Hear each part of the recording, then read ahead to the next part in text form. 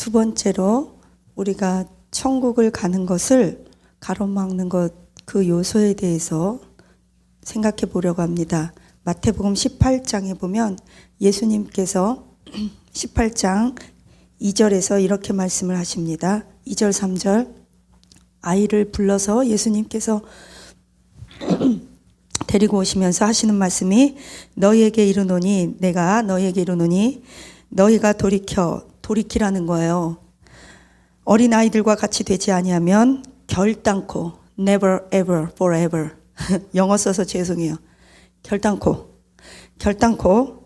천국에 들어가지 못하리라. 어린아이와 같다는 것은요, 연약하고 미혹되기 쉽고 단단한 음식을 못 먹고 생각 천직 구분을 못하고 그런 어린아이의 특성을 의미하는 것이 아닙니다. 어린아이의 특성 중에 두 가지가 있습니다. 첫째, 겸손한 것입니다. 여기에서는 어린아이처럼 죄에 대해서 알지 못하고 자기 자신을 낮추고 어린아이와 같이 겸손하지 않으면 결단코 절대적으로 천국 못 들어간다고 말하고 있습니다. 그러니까 우리가 천국에 들어가는 것을 방해하는 요소 중에 하나는 그 말을 뒤집어서 말하면 거만함입니다. 자식 자랑, 돈 자랑, 명예 자랑, 학벌 자랑, 거만함인데 이 어린아이와 같은 요소 중에 겸손함이라는 것을 어떻게 알 수 있냐면 두 가지입니다. 첫째는 예수님 자신이 이렇게 말씀하세요. 18장 4절에서 그러므로 누구든지 이 어린아이 같이 자기를 낮추는 사람이 천국에서 큰 자이니라. 자기를 낮춘다는 것은 굽신굽신하고 남들에게 이유 없이 그냥 불의한 자들에게 당하고만 살으려는 것이 아닙니다. 우리는 의분을 가져야 합니다. 예수님도 그러셨습니다. 그런데 여기에서 말하는 것은 자기 자신을 낮춘다는 것이 두 가지 의미입니다. 첫째, 다른 사람을 나보다 낮게 여기고 다른 사람을 존중하고 대접받고자 하는 대로 남을 대접하는 것입니다. 또 하나는 자기 자신의 그 부족함, 무지함, 자기 자신을 알라는 얘기예요. 하나님 앞에서의 내 모습, 하나님 없이는 하루도 살아갈 수 없는 내 모습, 하나님 앞에서 자기를 낮추라는 겁니다. 하나님 앞에서도 자기를 높이는 분들도 종종 계실 수도 있습니다. 저는 이런 말 들을 때 가장 황당하게 느껴지는데 그것이 무엇이냐면 하나님께서 나같이 헌신하는 사람, 나 같은 사람, 나같이 괜찮은 사람 축복 주지 않으면, 복 주고 돈 주지 않으면 누구를 복 주시겠어? 내가 하나님 앞에 헌신하는 게 얼만데 하나님만 손해지 뭐. 그러면 안 된다는 거예요. 하나님 앞에서는. 물론 하나님 돈 주세요. 하나님 이거 주세요. 왜 이렇게 해요? 그거는 하나님과 내 사이가 하나님은 아버지고 저는 자녀로서 그냥 감정적으로 탄원하는 것이지 거만한 의미는 아니잖아요. 우리가 다 알잖아요. 부부지간에도 부모 자식지간에도 엄마 나 왜 이렇게 힘들게 해? 왜 이렇게 힘들어? 이런 말하고 엄마는 나한테 해준 게 뭐가 있어? 다 다른 거예요. 뉘앙스가 다른 거예요. 우리 중심이 알아요. 그래서 기도할 때 울면서 하나님 저 원수들 좀 갚아주세요. 제 원수들이 막 이래요. 쟤네 용서하지 마세요. 막 이렇게 탄원도 내잖아요. 그런데 결국은 결론에서 뭐라 그래요? 그래도 여호와 하나님이요 나에게 베푸신 은혜가 큽니다. 결론은 그렇게 맺잖아요. 하나님 내 감정은 이렇게 수세망태기지만 현실은 답답하지만 그래도 하나님 감사합니다. 그리고 저 원수들이 앞지에서 나를 건져주시고 원수도 좀 갚아주시고 보수하시고 보응하세요. 그러지만 결론 속으로는 뭐라 그래요? 그래도 쟤네들도 불쌍하니까 하나님 구원해 주세요. 우리가 그게 본심이에요. 그러니까 기도하는 과정들이 있잖아요. 감정을 토설하는 과정이 있고 사람들 앞에서 하면 대형 사고가 나지만 하나님 앞에서는 우리가 잘 얘기할 수 있잖아요. 마찬가지로 여기에서 나를 낮춘다는 것은 사람들 앞에서 괜히 굽신굽신하고 늘 비천한 존재로 살라는 의미가 아닙니다. 마음이 겸손한 거예요. 사람은요, 실력 있는 자가 겸손할 수 있고요, 믿음 있고 하나님의 성품을 가진 자가 겸손할 수 있어요. 겸손은 하나님의 성품의 영역입니다. 그래서 죄에 대해서 어린아이와 같고 자기를 낮추고 하나님 앞에서 겸손하고 그러는 사람들, 잘난 척하고 거만하고 뽐내고 자랑하고 쓸데없는 이생의 자랑, 먹을 거 뭐 집 자랑, 돈 자랑, 학벌 자랑 하지 말라는 거예요. 그런 거 다 하지 말라는 거예요. 그 18장에 천국에 들어가는 것을 방해하는 요소는 대부분이 다 인간관계에 관한 것입니다. 마태복음 13장에 관한 것은 영적인 거, 마음의 밭에 관한 거, 영적인 거고요. 18장은 인간관계에 관한 것이 우리가 천국 가는 문을 닫을 수 있다는 건데, 마태복음 18장 1절에 보면 그때에 제자들이 예수께 나와서 예수께 나와 이르되 천국에서는 누가 큽니까? 제자들이 질문을 했어요. 왜 질문을 했냐면 바로 그 전에 마태복음 17장 마지막 하반부에 보면 이 성전세를 내는 것에 대해서 세상의 임금과 권력에 대해서 막 이렇게 서로 대화가 오고 갑니다. 예수님, 베드로가 이렇게 와가지고 그렇다면 이 성전세를 어떻게 합니까? 뭐 이런저런 얘기가 있었어요. 그렇다면 아들들은 세를 면하리라 뭐 이렇게 우리가 그들에게 실족하지 않기 위해서 성전세도 내야 될 건 낸다. 예수님이 이 땅의 법도 지켜라. 뭐 이런저런 세상의 권세 이런 것들에 대해서 얘기하다가 베드로 선생님은 아주 그때그때 질문을 잘해요. 예수님, 그러면 성전에서 저 높은 우리가 생각하기에 예수님이 하나님의 아들이고 높은 분인 같은데도 성전에 와서 성전세도 내야 돼요? 그렇다면 도대체 천국에서는 누가 커요? 그랬더니 이제 그때부터 예수님께서 인간 관계와 천국과의 그 깊은 관계를 가르쳐 주십니다. 그러면서 하는 말이 그때의 제자들에게 예수님이 말하시기를 야, 어린애 데리고 와봐. 천국에 이런 아이 같지 않으면 결단코 못 들어가. 겸손해라. 그리고 더 나아가서 18장 5절에 보면 누구든지 이 어린아이 하나를 영접하는 것이 곧 예수님 나를 영접하는 것이다. 그래서 우리가 예수님 영접하듯이 이 어린아이 같은 사람, 힘없는 사람, 연약한 사람, 돈 없어 보이는 사람, 세상 사람들이 존경하지 않는 사람, 권세 없는 사람, 비천해 보이는 사람을 우리가 존중해야 합니다. 성경에서 말해요. 너희들이 가난할 때 나에게 부르짖어도 내가 너희의 기도를 듣지 않는 것은 너희가 가난한 자를 업신여겼고 가난한 자를 돌보지 않았기 때문이라. 그래서 구제 헌금을 한다고 좋은 물건을 나눠 쓰고 구제하고 그러는 것은 두 가지 의미에서 중요합니다. 첫째는 내가 가난하고 힘들 때 하나님께 부르짖어서 내가 물질의 공급을 하나님으로부터 받을 수 있는 영적인 저축을 하는 것과 매일반입니다. 둘째는 가난한 자를 무시하는 것은 하나님을 무시하는 것입니다. 셋째, 어린아이 같은 자와 같이 이런 사람들에게 집중받지 못하는 소자에게 접대하는 것이 곧 예수님께 하는 것이고 결단코 소자에게 냉수를 줘도 물을 줘도 상급을 잃지 않는다고 하는 것이기 때문에 하늘나라의 상급을 쌓는 의미에서 매우 중요합니다. 더 나아가서 어린아이들과 같이 우리가 겸손하지 않으면 천국에 못 들어갑니다. 여기 써 있어요. 마태복음 18장 7절에서 이렇게 말해요. 누구든지 이 세상에 너희들은 내 말 잘 들어라. 이 세상의 사람들은 외모로 사람을 취하기 때문에 판단하기 때문에 이 세상에서는 실족해 사람을 이 어린아이와 같은 연약한 자를 실족하게 하지 않는 일이 없을 수는 없다. 그러나 그 어린아이 같은 사람들을 실족하게 하는 자들은 화가 있도다. 이거 예수님이 한 말이니까 조심해서 집중해야 합니다. 실족하게 한다는 말은 유혹하다, 범죄케 하다, 그로 하여금 죄를 짓게 하다 그런 뜻입니다. 즉 믿음이 어린 분들, 신앙생활을 오래 잘 못해서 하나님 말씀을 깊이 모르는 분들을 만약에 우리가 어떤 영적 권위를 가지고 영적인 압박을 가한다거나 아니면 우리가 권위적으로 대하거나 존중하지 않고 그것도 모르냐 그러고 무시하고 그러면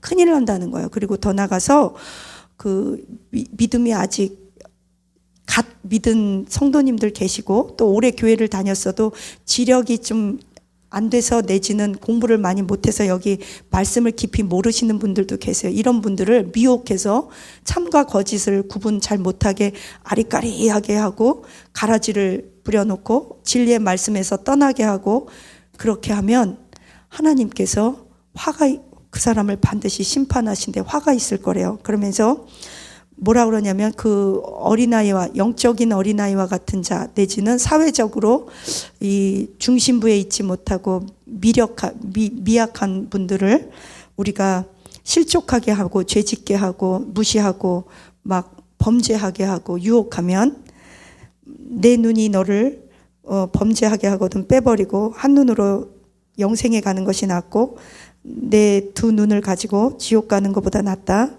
그러면서 내 손이나 발이 너로 하여금 범죄하게 하면 그거 다 잘라버려라. 이게 말하면 진짜로 우리가 예를 들어 이건 예예요. 눈으로 이생의 안목, 뭐 음란물 받던 거단가, 뭐 아니면 손으로 뭔가를 훔쳤던가, 손으로 뭐 게으르고 범죄하고 그래요. 진짜 눈 빼고 이 눈 빼라는 얘기, 눈 빼고 손 자르라는 얘기가 아니라 우리의 온 지체를 통해서 하나님께 영광 돌리라는 얘기예요. 이걸 문자 그대로 해석하면 우리 다 눈 빼야 되고 손 잘라야 되고 다 우리 다리도 잘라야 돼요. 그런 의미가 아니고 너희 지체를 가지고 범죄하는 데 쓰지 말라는 거예요. 너희 지체를 통해서 너희 몸을 통해서 하나님께 산제사 거룩한 산제사로 드리라는 이야기입니다. 그래서 우리 지체를 어린아이를 실족하게 하는데 사용하지 말아라. 이 어린아이는 영적인 어린아이일 수 있고 경제적인 어린아이일 수 있고 지력의 어린아이일 수 있습니다. 그래서 천국 가는 것을 방해하는 요소는 반드시 어떤 인간관계에 그 밀접한 관계가 있다는 것을 우리는 알 수 있습니다. 세 번째, 우리 18장 10절에 보니까 참 중요한 말이 나와요. 삼가 이 작은 자 중에 하나도 없인 여기지 말라. 너희에게 말하노니 그들의 천사들이 하늘에서 하늘에 계신 아버지 얼굴을 항상 배옵느니라. 믿음이 연약하고 그런 자일지라도 교회 안에서 또 신앙 공동체 안에서 믿음이 연약한 어린아이 같은 사람일지라도 하나님의 천사가 있어요. 수호천사가 우리가 있다는 거예요. 하나님께서 그들에게 천사를 보내서 보호하시고 인도하게 하시는데 그 천사들이 맨날 하나님 앞에 하나님을 아련한대요. 하나님 앞에 잃는데요. 오늘 무슨 일이 있었다고. 물론 하나님은 잃지 않더라도 다 아세요. 그런데 하나님 앞에 그 천사가 그래도 다 보고한대요. 여러분 아무도 우리가 함부로 업신여길 사람은 아무도 없습니다. 근데 더 나가서 여기에 이런 말이 있어요. 내 생각에는 어떠하냐. 만일 어떤 사람이 양 100마리가 있는데 99마리는 그대로 있고 한 마리가 길을 잃어버렸어요. 그러면 한 마리 길 잃은 양을 다시 찾아오면 목자는 그 99마리 양보다 길 잃어버린 한 마리 양을 찾아옴으로써 더 기뻐한대요. 그러면 이 말을 잘못 오해할 수 있어요. 목자에게는 그런 99마리의 양보다 길 잃은 한 마리의 양만 더 중요한가? 그 의미가 아니라요. 99마리의 양도 중요한데요. 첫째 이 말의 뜻은요. 어린아이와 같은 하나님의 말씀 신앙생활을 잘 못해서 어린아이와 같이 길 잃고 진리의 말씀에서 떠난 이미 하나님을 믿었어요. 구원받았는데 신앙 공동체 진리의 말씀에서 떠난 자들, 길 잃은 자들을 다시 찾아오는 것을 하나님은 그렇게 기뻐하신다는 것이지 결단코 99마리의 그 양, 즉 이미 기존에 있는 하나님의 백성들이 한 영혼보다 덜 소중하다. 그 소중의 가치 경중이 다르다 이 뜻이 아닙니다. 그래서 교회 안에 있는 자가 범죄하고 실족한 것을 다시 되찾아오고 다시 마음을 돌이키래. 여기 오늘 그러잖아요. 너희는 마음을 돌이켜 어린아이와 같이 되라. 여기도 길 잃은 자, 교회 안에 있던 자들이 실족했는데 마음을 돌이켜서 그 하나님 앞에 오면 하나님이 기쁨이 크다는 겁니다. 그래서 하나님은 14절 이와 같이 작은 자 중에 하나라도 그 한 영혼이라도 잃는 것은 하나님 아버지의 뜻이 아니면 하나님이 기뻐하지 않는다는 거예요. 그래서 우리 교회에서도요. 우리 성도님들이 시험당해서 교회 떠나고 그러면 성도님들과 목사님들은 그 마음이 실족하고 이유가 어찌 되었든 간에 속상해서 내지는 내 생각과 달라서 이 교회가 공동체가 하나님의 진리의 말씀에 바로 선 것이라면 그 이외에 어떤 이유에서든 마음의 속이 상해서 우리 교회를 떠나거나 그러면 결사적으로 다시 모시고 와야 합니다. 물론 다른 교회도 좋은 교회이고 그 교회에서 잘 정착할 수도 있지만 하나님은요, 그 하나님의 심정도 한 영혼을 굉장히 소중히 여겨서 결단코 세상에게 빼앗기지 않습니다. 않기를 원하세요. 그래서 우리가 한 영혼의 소중함을 아는 목자가 돼야 합니다. 그렇게 한 영혼 한 영혼을 사랑해야만 하나님께서 우리에게 더 많은 영혼들을 붙여주실 줄 믿습니다. 그래서 마태복음 18장에 1절부터 14절까지는 어떤 것이냐? 길 잃은 한 마리의 양 같은 자, 어린아이 같은 자, 힘없고 돈 없고 권세가 없는 자, 성전 안에서 믿었던 사람 안에서, 지금 성전 안에서 얘기해요. 교회 안에서 그 사람들을 죄짓게 만들고 실족하게 만들지 마라. 그러면은 사람들이 이런 말해요. 나는 늘 길 잃은 어린 양이에요. 10년을 교회 다녀도 늘 길 잃은 어린 양, 늘 어린아이 같은 그런 의미가 아닙니다. 너희는 빨리 믿음의 장성한 분량까지 단단한 음식을 먹고 성장하라고 그래요. 늘 어린아이의 수준에 머물러서 무슨 일이 있고 걸핏하면 시험 들었어요. 걸핏하면 길 잃은 어린 양이에요. 걸핏하면 교회 안 나와요. 때려쳐요. 나 직분 안 받아요. 그건 무슨 말이냐면요. 나 구원받았는지 안 받았는지 한번 좀 잘 좀 생각해 보세요. 물론 이렇다고 구원 못 받았다는 건 아니지만 열매를 맺지 못하는 반드시 어떤 요소가 있다는 거예요. 그렇기 때문에 빨리 성장해야 합니다. 그래서 여기에서 18장 1절에서 14절까지는 어떤 의미냐면 죄에 대해서 어린아이 같고 말씀에 대해서는 장성한 분량 같고 그런 사람이 겸손해야 하고 그런 사람이 천국에 들어갈 수 있고 어린아이와 같이 겸손해야 한다. 그게 첫 번째. 그리고 이렇게 믿음이 연약한 자 실족하면 안 된다. 그리고 실족한 자를 찾아오는 것이 하나님의 뜻이다. 즉 인간관계에 관한 거예요. 그리고 15절부터 20절까지는 한 이런 영혼이 범죄한 것에 대해서 우리 믿음의 공동체 안에서 교회 안에서 성전 안에서 범죄한 자에 관한 것입니다. 뭐라 그러냐면 내 형제가 범죄하거든 가서 그를 사랑으로 상대하고 권면해라. 그런데 듣지 않거든 한두 사람을 더 데리고 가서 증인으로 삼아서 그를 권고해라. 갑자기 그 사랑의 공동체 교회 안에서 인간관계와 성도와의 교제를 얘기하세요. 이것이 천국과 밀접한 관계가 있고 천국에 가지 못하게 하는 방해 요소라는 것을 우리는 알 수 있습니다. 그러면서 말씀하시기를 만약에 너희가 하는 권고를 듣고 그 성도가 길 잃은 어린 양으로 뛰쳐나가지 않고 돌이키고 회개하면 너희는 기뻐해라. 그 한 영혼이 실족하지 않은 거로 인하여 기뻐해라. 그러나 그가 아무리 권고하고 사랑으로 권면하고 우리가 겸손으로 그를 섬겨도 그가 마음이 완악해서 그 스스로가 우리의 권고를 듣지 않거든 말씀을 듣지 않거든 그를 이방인과 세리와 같이 구원받지 못한 자로 여겨서 그냥 신경 쓰지 말라는 거예요. 그렇게 여겨라. 그러면서 하시는 말씀이 18절에서 20절이 아주 매우 중요합니다. 이렇게 말씀하세요. 너희 중에 누구든지 이 땅에서 매이면 하늘에서 매이고 이 땅에서 풀리면 하늘에서 풀린다. 이게 무슨 말이 얘기했어요? 이 묶어 푸는 것은 인간관계예요. 그리고 또 하나는 무엇이냐면 죄에 관한 것이에요. 그래서 여기서 이렇게 말해요. 두세 사람이 내 이름으로 모인 곳에 나들 그들 중에 있다. 무슨 말입니까? 두세 사람이 왜 갔어요? 범죄한 자에게 증인으로 갔습니다. 여기 두세 사람이 증인으로 간 곳에 나도 역시 그 증인의 자리에 있으며 너희 공동체에 있으며 예수님이 하나님이 다 보고 계시다는 거예요. 그러면서 진실로 너희에게 말하느니 너희 중 두 사람이 이 땅에서 힘을 합해서 무엇이든지 구하라. 하늘에서 계신 너희 아버지께서 이루어 주신다. 여기서 무엇을 구해야 합니까? 한 영혼이 실족하지 않도록 우리는 진짜 구해야 합니다. 그래서 그 한 영혼, 실족한 영혼, 범죄한 사람들을 위해서 우리가 같이 함께 기도하고 그럴 때 예수님께서 두세 사람이 함께 있는 곳에 증인으로 함께 계신다. 여기 증인의 이야기입니다.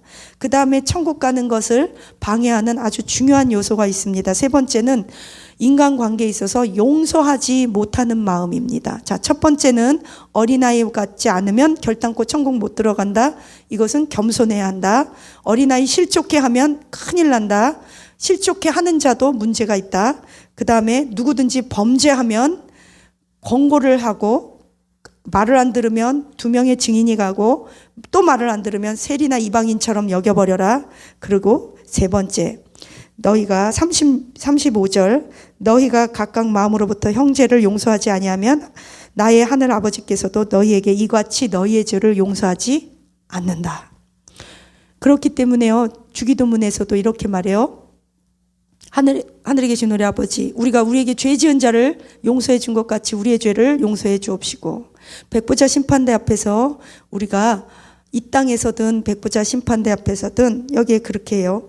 너희가 너희 동료들을 불쌍히 여긴 같이 너희도 불쌍히 여기고, 서로가 서로를 긍휼히 여기며 불쌍히 여기고, 그래서 긍휼히 여기는 자가 복이 있나니 저희가 하나님 아버지로부터 우리도 긍휼히 여김을 받을 것이며, 이 긍휼이라는 것은 자비의 마음입니다. 불쌍히 여긴다는 게요, 두 가지 의미예요. 하나는 그냥 불쌍하니까 이렇게 좀 뉘앙스가 이렇게 비천하고 불쌍하고 업신여김의 불쌍함이 있고요. 또 하나는요, 긍휼한 마음의 불쌍함이에요. 하나님이 죄인을, 하나님이 우리를, 아비가 아들을 불쌍히 여기듯이 긍휼히 여긴다는 거예요. 거기에는 은혜가 있고 존중이 있고 용서가 있고 복이 있습니다. 아름다운 것, 가치 있는 것, 긍정적인 의미고 우리의 자존감을 높여주는 것이지 결단코 비하시키고 무시하는 의미의 불쌍함이 아닙니다. 여기에서 보니까 우리가 다른 사람, 어린아이와 같은 자들을 긍휼히 여기고 존중하고, 또 더 나아가서 우리가 우리에게 죄 지은 자, 빚진 자들을 용서해 주어야, 그 빚이라는 게 경제적인 빚뿐만이 아니라 그런 것만 의미하는 게 아니라, 여기 예화에는 만 달란트 가진 자를 탕감해주고, 그러나 한 달란트 가진 자 탕감 안 해주고, 그런 예화입니다. 나중에 읽어보세요. 어쨌든 중요한 것은 우리는 하나님으로부터 더 큰 죄를 우리가 용서받은 것을 알고, 우리 지체, 특별히 교회 안에서 믿는 자들을 용서해주고 서로 사랑해야 합니다. 이러한 것이 없이는 우리가 천국 가는 것을 방해합니다. 천국 가는 것, 여기 보니까 용서하지 않는 마음. 그래서 백보자 심판대에서 너희가 긍휼히 여기면 나도 너희를 긍휼히 여기며, 너희가 사람들 앞에서 예수님 나를 인정하면 나도 백보자 심판대 앞에서 너를 인정할 것이요, 너희가 대접받고자 하는 대로 남을 대접하고, 너희가 사람들을 긍휼히 여기면 나도 하나님 앞에서 너희들을 긍휼히 여긴다. 그래서 마태복음 13장에는 영적인 것과 나의 마음의 문제 때문에 천국 가는 것을 방해하는 요소가 있고, 마태복음 18장에는 인간관계, 그것들이 우리가 다른 사람들을 사랑하고 존중하지 않고 업신여기면 천국을 가는 것을 방해하는 요소가 될 수 있다고 마태복음 18장에 말하고 있습니다. 결단코 너희가 어린아이 같지 않으면 결단코 천국에 들어가지 못하리라. 우리 기도하시겠습니다. 하나님 감사합니다. 천국에는 누가 큽니까? 어린아이 같은 자가 크다. 너희가 어린아이 같지 않으면 결단코 천국에 들어가지 못한다. 어린아이는 자기 자신을 낮추며 겸손한 자이다. 하나님, 우리가 믿음이 연약한 자, 죄를 짓고 길에서 길을 잃어버린 영혼들을 우리가 찾아오는 것에 집중하고 기뻐하게 하시고, 한 영혼이라도 소중히 생각하게 하시며, 그 어린아이와 같은 영혼들을 실족하고 범죄하며 혼미케 하고 마음을 힘들게 하며 또 진리에서 벗어나게 하지 않게 하여 주옵소서. 우리가 그리스도의 사랑의 공동체로서 서로가 용서하게 하시고, 주님, 한 지체가 범죄하거든 두세 사람의 증인으로 찾아가서 권면하고, 그가 듣지 않으면 이방인과 세리처럼 여기며, 두세 사람이 함께 그 영혼이 돌이키기를 위해서 하나님 앞에 구하면 예수님도 두세 사람과 함께 증인이 되어 주시겠다고 약속하셨사오니, 주여, 한 영혼이 세상으로 나가는 것을 가슴 아파하게 하시며 천국을 사모하고 어린아이처럼 죄를 모르며 자기를 낮추고 겸손한 우리가 되어 결단코 천국에 들어가게 하옵소서. 감사하며 예수님 이름으로 기도합니다. 아멘.